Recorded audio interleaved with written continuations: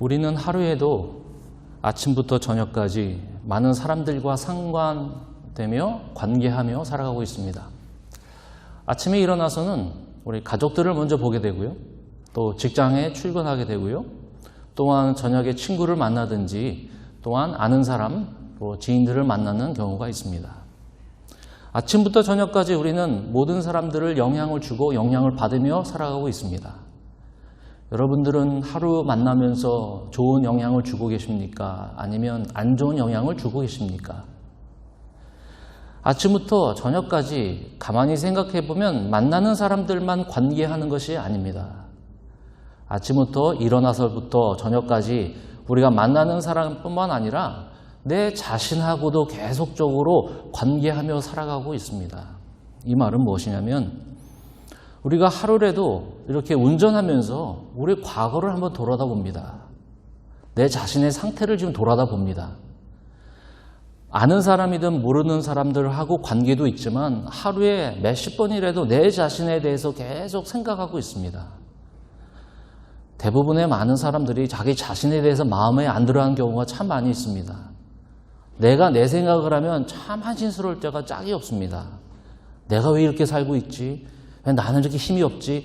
계속 끊임없이 다른 사람한테는 가면을 쓰면서 그런 척하면서 살 수 있지만 내 자신 스스로에게는 자신이 없고 내 자신에게는 너무 우울감, 상실감, 외로움이 계속적으로 쓰러지면서 우리는 살아가고 있습니다. 어떤 분은 운전하시다가 예전에 자기를 상처를 준 사람이 생각나서 그분이 탄 차가 생각이 나는 거예요. 그러면 그 사람 차를 탄 사람들은 다 싫어하는 거예요. 상처 준 분이 저 종류의 차를 타면요. 그 차 탄 사람들은 다 싫어요. 왠지 모르게. 그래서 나와 연관된 모든 사람들, 과거, 현재 모든 사람들이 다 섞여져서 나를 짓누르기 시작합니다. 거기에 자유함이 없습니다. 다른 사람들에게는 환하게 웃으면서 관계할 수 있어요. 근데 내 자신을 스스로 생각할 때는 거기서 자신감이 없어요. 자랑할 것도 없고 너무 우리는 힘이 없게 살아가는 경우가 참 많이 있습니다. 여러분들은 어떠세요? 다른 사람들의 관계도 있고요. 내 자신과의 관계를 생각하는 경우도 있고요. 보이지 않는 하나님과의 관계를 가지며 살아가는 경우도 있어요. 어느 분들은 아예 하나님을 생각하지도 않아요. 아침부터 바쁘니까. 직장 출근하고 또 일 열심히 하고 밥 먹고 사람 만나고 TV 보고 또 만나고 얘기 나누고 하나님을 생각할 시간이 전혀 없어요. 관계할 시간이 전혀 없습니다. 우리가 힘 가질 수 있는 소스가 어디서 나올까요? 내 과거에 이뤘던 것, 내 한국에서 있었던 것들을 생각하면서 매일매일 힘을 주며 살아가는 사람들이 있어요. 내가 가지고 있는 뱅크 어카운트에 힘을 갖는 사람들이 있어요. 그거는 잠시일 뿐이지만 내 자신을 스스로 생각할 때는 큰 힘을 얻을 수가 없어요. 누가 알아주지 않으면 그거를 힘을 받을 방법이 없기 때문에요. 말씀드린 대로 하루에도 우리는 다른 사람과의 관계, 내 자신을 생각하고 또한 우리는 하나님, 이 세 부류의 이 자신과 하나님과 이웃과의 계속적으로 있는 관계하며 살아가는데 우리는 그것으로 말미암아 큰 힘을 받아야 돼요. 큰 용기를 받아야 돼요. 치료함을 받아야 돼요. 그리고 우리가 함께 사는 하나님의 은혜를 우리는 경험을 해야 되는 것입니다. 인생의 성공은 사람의 잘됨은 우리가 가지고 있는 업적, 성취가 아니에요.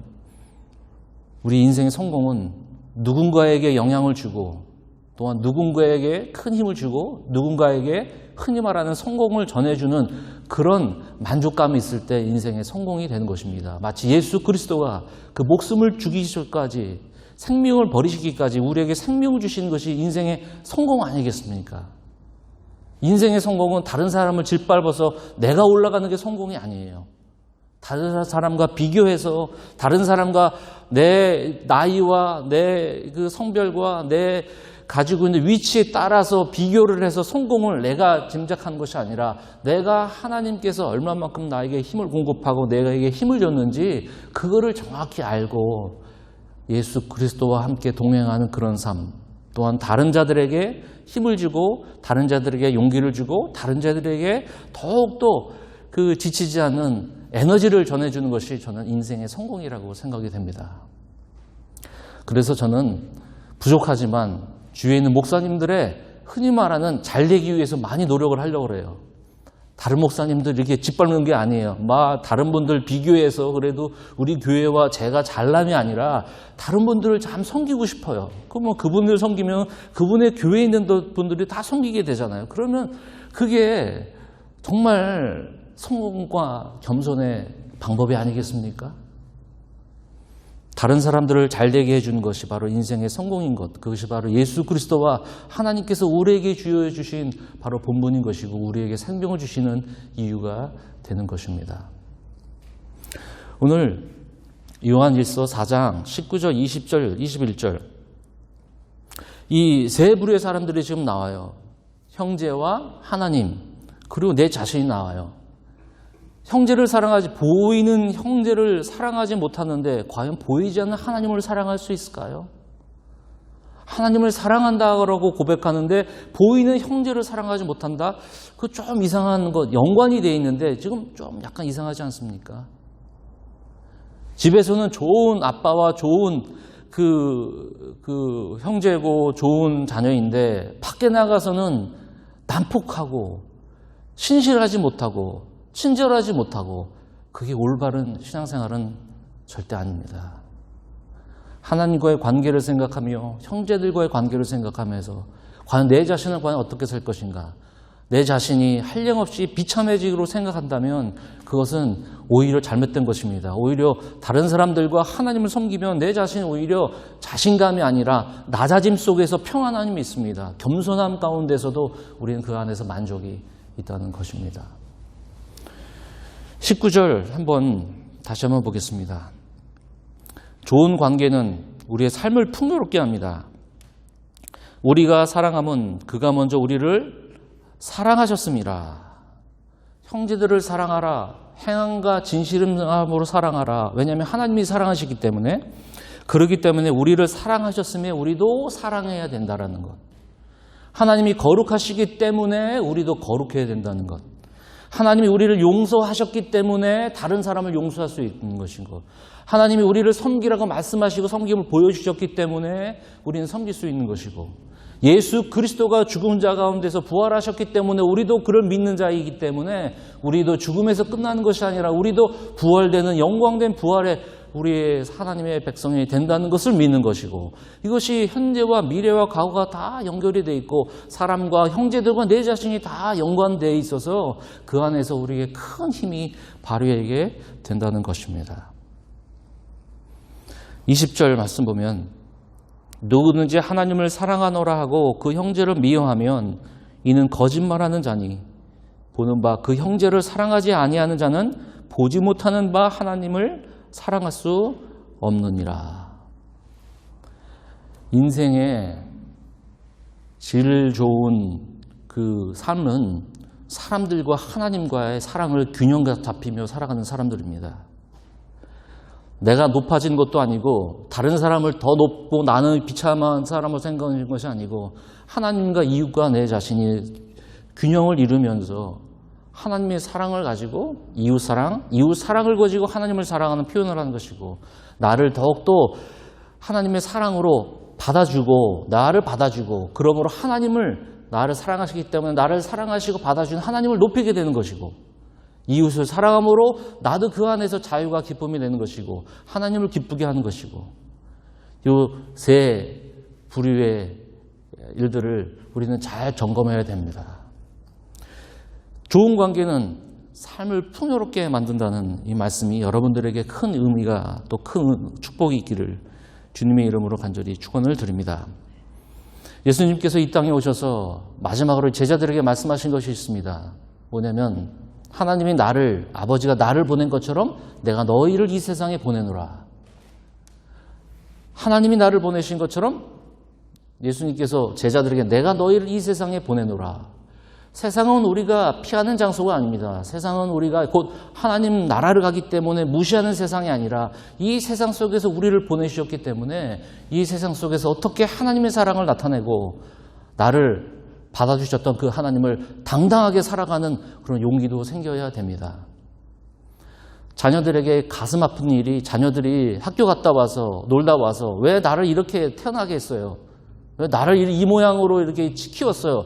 그 얘기 들으면 부모님들이 얼마나 마음이 아프겠습니까? 누가 뭐래도 내가 너를 사랑하는데, 누가 뭐래도 내가 너를 받아주는데, 누가 뭐래도 세상이 뭐라 그래도 너는 나한테 가장 귀한 자녀야. 그와 마찬가지로 하나님이 누가 뭐래도 너는 내 안에 있는 자야. 넌 내 안에 사랑 안에 거해야 돼. 너 누가 뭐래도 넌 내가 선택한 아들이고 내 딸이야. 그 믿음을 갖고 나를 하나님의 이 백을 믿고 하나님 앞에 살아간다는 것이 또한 하나님의 또한 우리에게 기쁨을 주시는 방법이 되는 것입니다. 어느 사람이 예수님한테 찾아왔습니다. 이 세상에서 가장 우리가 지켜야 될 계명이 무엇입니까? 가장 큰 계명이 무엇입니까?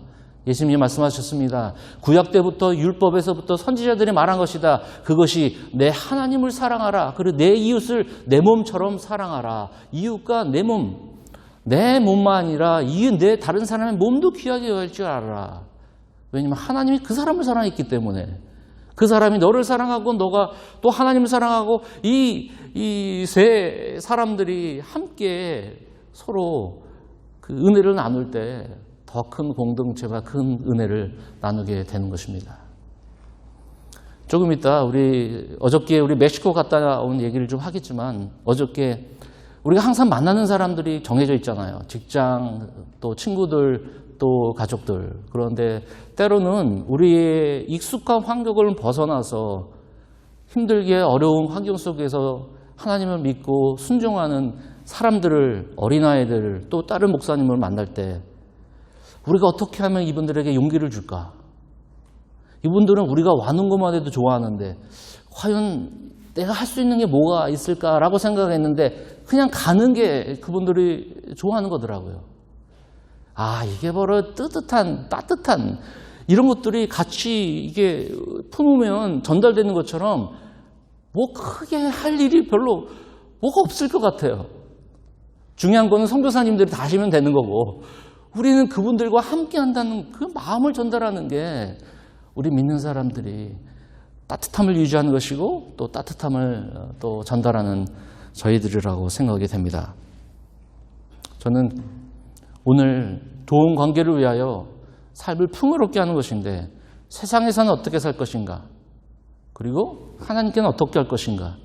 그거를 어떻게 잘 통하고 연결할 수 있는지 이 말씀을 통해서 여러분들과 함께 은혜를 나누고자 합니다. 21절에 우리가 이 계명을 주께 받았으나니 이 계명은 서로 사랑하라는 계명. 하나님을 사랑하는 자는 또한 그 형제를 사랑할지니라. 하나님을 사랑하는 자는 또한 형제를 사랑하는 것이니라. 첫 번째, 세상과는 상식이 통하는 크리스천이 되어야 됩니다.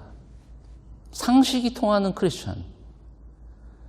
세상 사람들과 또한 우리 믿는 사람들과의 관계에서 풍요로운 삶을 살기 위해서는 상식이 통하는 크리스천.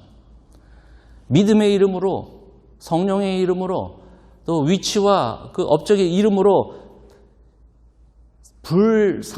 몰상식한 크리스천이 되면 안 됩니다. 누가 봐더라도 완전한 깨끗한 공정함은 없어도 뭐가 봐더라도 기본적으로 상식적으로 생각해도 말이 안 되는 것도 크리스찬이 그것이 통하는 크리스찬이 되어야 합니다. 무조건적으로 자기 생각이 옳고 무조건적으로 내 믿음이 옳다고 이 세상 사람들하고 상식이 통하지 않으면 이 사람들과 믿는 사람들과 함께 좋은 관계를 이룰 수가 없습니다. 제가 한번 집에서 TV를 보는데 경찰들 이야기가 있잖아요. 경찰들 사람들 돌아다니면서 스피드 걸린 사람도 있고 또 밖에서 나쁜 짓 하는 사람을 이렇게 잡는 경찰들 일들을 지금 카메라로 리얼리티로 이렇게 찍는 그 시리즈를 본 적이 있는데 미국 경찰관이 어느 한 차를 잡았어요.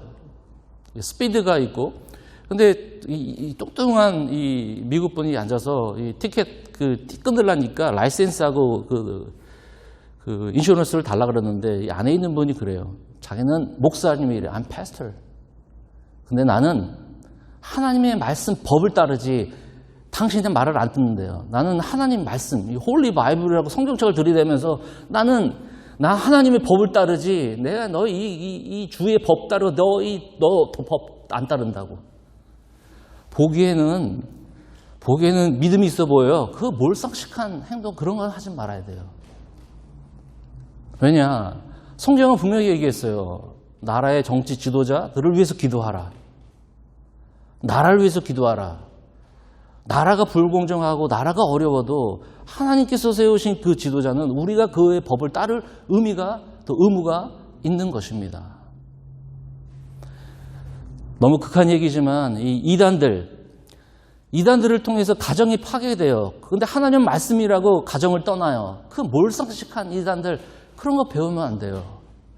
성경에는 예수님을 따르고 형제들을 버리라. 그래서 자녀를 버리고 남편을 자녀를 버리고 자기 모든 재산을 버려서 저기 깊은 곳에서 예수님의 재림을 기다린다.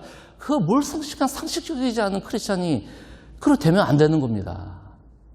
서로 사랑하고 형제를 사랑하고 자녀를 잘 사랑하고 또한 자기의 가지고 있는 물질도 잘 관리해서 나누면서 지혜롭게 살아가는 것이 크리스찬이지, 잘못된 생각, 상식적 이상의 생각들을 자꾸 세상 사람들과 자꾸 불을 질러가지고 자꾸 마음을 같이 하는 것은 아니지만 그래도 그 안에서, 우리 세상 안에서 하나님의 빛과 소금의 삶을 살 수가 있다는 것입니다.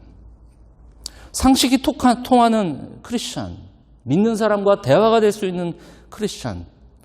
요한일서를 보니까 아픈 사람을 보는데 못 본 척하면서 지나가는 것, 선한 행동으로 하나님께 영광을 돌리라 그랬는데 그거를 적어도 그 마음에 그 부담감은 가져야 되는데, 저 사람은, 아픈 사람은 그냥 아픈 사람, 나는 나. 이게 상식적으로 통하지 않거든요. 내 자녀는 중요한데 다른 자녀의 아픔은 같이 100%는 아니더라도 똑같이 마음을 같이 하지 못하는 것.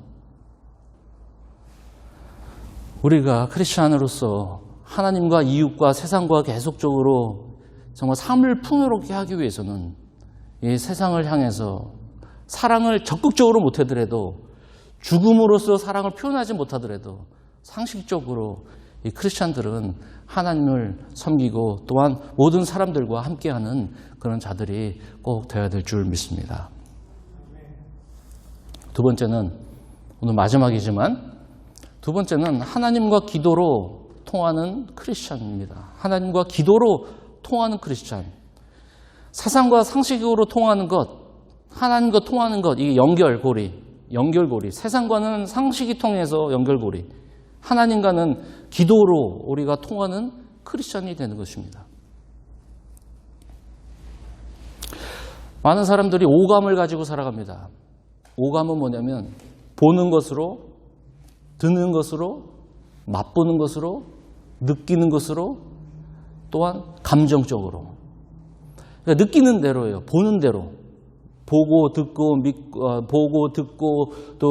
또 맛보고 느끼는 거, 이 감정으로 그냥 보는 대로 살아가는 거. 근데 우리는, 크리스천들은 오감으로 사는 것이 아니에요. 하나 더 필요해요. 그것은 보이지 않는 영감이라는 것이 있어요. 보이지 않는 하나님과 내가 교통하는 게 있어야 돼. 이 세상에서 교통하는 삶. 제가 아는 분한테 얘기를 들었는데, 어느 분을 공항에서 픽업하러, 이렇게 아는 분을 픽업하러 갔대요. 근데 차를 빨리 데려와서 차를 태우기 위해서 밖에서 기다리고 있었대요. 그래서 빨리 이제 나오자마자 차를 태워서 가려고 이렇게 가만히 기다리고 있는데요. 어느 사람이 자기 옆에 차를 문 열더니 탁 타더래요. 그래서 자기는 아무 생각 없이 한 50m 정도 갔대요. 그랬더니 딱 가자마자 서로 바라봤대요. 근데 서로 모르는 사람이에요. 50m 갔대요. 그래서 서로 난감한 거예요. 그러더니 이 사람이 좀 미안하다라면서 내렸대요. 그거 뭐냐면, 탄 사람은 운전한 사람의 차 종류를 아니까 그냥 차 종류만 보고 탄 거고, 이거를 자기 차인 걸 알고 오는 사람은 그냥 차문 열고 타버리고, 아무 생각 없이, 아무 느낌 없이 그냥 이 사람을 태워서 50m까지 갔다는 것입니다. 우리에게 감이 있다는 것, 우리에게 느낌이라는 게 있는데 그거보다 더 큰 생각할 느낌이 있어요. 그게 바로 하나님과 아무런 생각 없이 우리는 보는 대로, 배고픈 대로, 느끼는 대로, 필요한 대로 사는 것이 아니라 하나님과 보이지 않는 큰 깊은 그 관계가 우리들에게 있다는 것입니다. 영적 감각, 영적 센스, 하나님을 생각하고 하나님을 바라고 하나님이 나에게 무엇을 말씀하실까? 나 또한 하나님께 무엇을 말씀을 드릴까라고 계속적으로 하나님과 관계를 맺으면서 처음에 말씀드린 대로 일어나자마자 사람들과 관계에 내 자신을 스스로 생각하는 것 이상으로 하나님과의 그 계속적으로 친밀함과 하나님과의 동행함을 통해서 우리는 더욱더 이 세상을 풍요롭게 살 수 있다는 것입니다. 마치 빙산의 일각이 빙산의 전부가 아닌 것처럼 신앙의 외적인 부분만, 보이는 것만이 신앙의 전부가 아니라는 것. 빙산에 가려진 부분이 더 중요하듯 우리의 신앙과 영성도 보이지 않는 차원, 하나님과 계속적으로 교통하는 그 기도하는 삶, 하나님을 간절히 바라는 삶, 그것이 바로 우리를 더 풍요롭게 하는 것입니다. 지난번 인터넷판으로 중앙일보를 읽다가 지난주에요. 그 사설에 이런 제목이 있어서 제가 읽어봤습니다. 사설 제목, 성경 1000번을 읽어도 왜 모를까? 한국에 있는 중앙일보 종교부 기자가 쓴 사설입니다. 성경 1000번을 읽어도 왜 모를까? 이 기자의 처음의 시작은 이렇습니다. 곰팡이가 핀 책이 아니라 명상에서 진리를 찾으라. 페르시아 속담을 통해 시작으로 이 종교부 기자는 사설을 쓰기 시작했습니다. 1000번을 성경을 읽었던 신부님과의 대화를 통해서 신부님이 그래도 모르겠다는 대답. 한 사람이 100권의 책을 읽는 것보다 한 권의 책을 100번을 읽는 것이 낫다면서 사설은 중간부터 계속적으로 얘기하는 것. 성경을 아무리 읽어도 깨달음이 거기는 없다. 오직 명상밖에 없다. 명상. 생각하는 것밖에 없다. 명상과 참선을 강조하는 것. 명상만이 진리를 간다. 가만히 생각하니까 남들이 보기에도 그럴듯한 겁니다. 명상을 통해서 진리를 발견한다. 명상이라는 것은 자기 자신을 돌아보는 것인데 자기 자신이 어떤 상황인지 돌아보고 내가 과연 어떤 사람인지 내 자신을 성찰하는 것이 명상이고 또한 그냥 생각하는 것. 근데 우리는 그렇지 않습니다. 우리는 명상과 참선이 아니라 바로 하나님의 말씀을 묵상하는 것입니다. 큰 능력의 소스가 어디에서 나오냐면 내 자신을 성찰하는 데서 나오는 것이 아니라 큰 힘의 소스가 이 우주 만물을 창조하시고 나를 창조하시고 생사 화복을 주관하신 그분한테 한량없고 제한이 없는 하나님으로부터 놀라운 그 소스가 내 자신으로 안으로 들어오기 시작하는데 생명부터 시작해서 그 소스를 받음을 통해서 생각함을 통해서 우리는 이 세상을 더 풍요롭게 살 수 있다는 것입니다. 내 안에는 선한 것이 없습니다. 아무리 참선을 하고 명상을 해도요. 내 자신을 아무리 묵상을 해도 진리 자체가 없는데 내 자신한테는 그런 곳에는 아무 소용이 없습니다. 오직 하나님 말씀의 묵상, 하나님의 절대 전력이신 하나님, 생명을 주시고 우리에게 기쁨을 주시는 그 놀라운 하나님께 더욱더 접붙일 때 나무가 가지에 붙였을 때 열매가 맺는 것처럼 너는 나를 떠나서는 아무것도 할 수 없느니라. 너는 나를 떠나서는 아무것도 할 수 없느니라.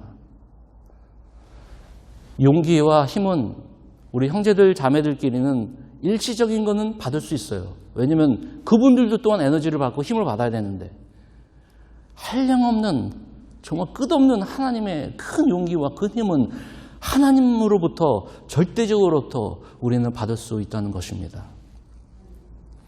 하나님과 기도로 통하는 크리스찬, 또 다른 바로 하나님께 간절히 우리의 마음과 생각을 주파수를 맞춰드리는 그 기도. 구약에는 야곱이라는 사람이 나옵니다. 야곱은 자기 형을 속이고 아버지를 속이고 그 삼촌 집으로 도망갔던 그 사람이에요. 야곱.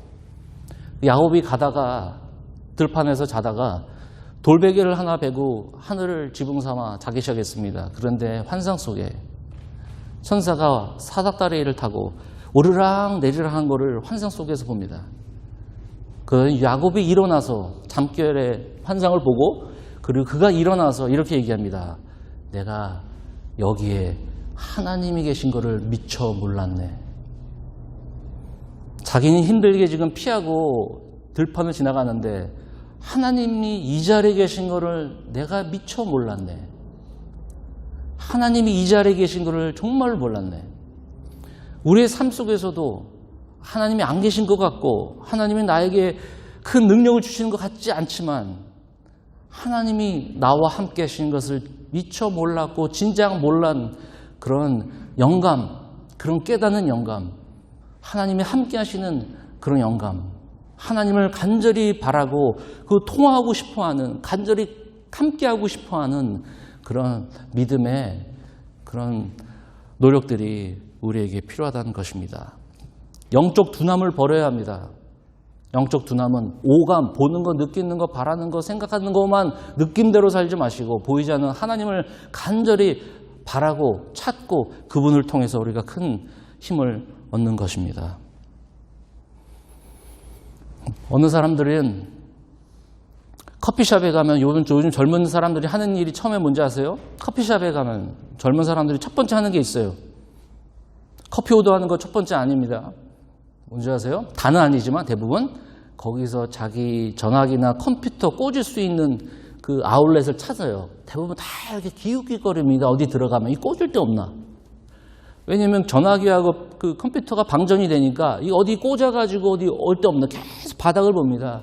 그럼 어느 사람 밑에도 잠깐 꽂아도 되냐고. 대부분 젊은 사람들이 들어오면 그 자리에 앉으려고 그럽니다. 왜냐면 파워를 꽂아야지 두세 시간은 앉을 수 있으니까 거기서.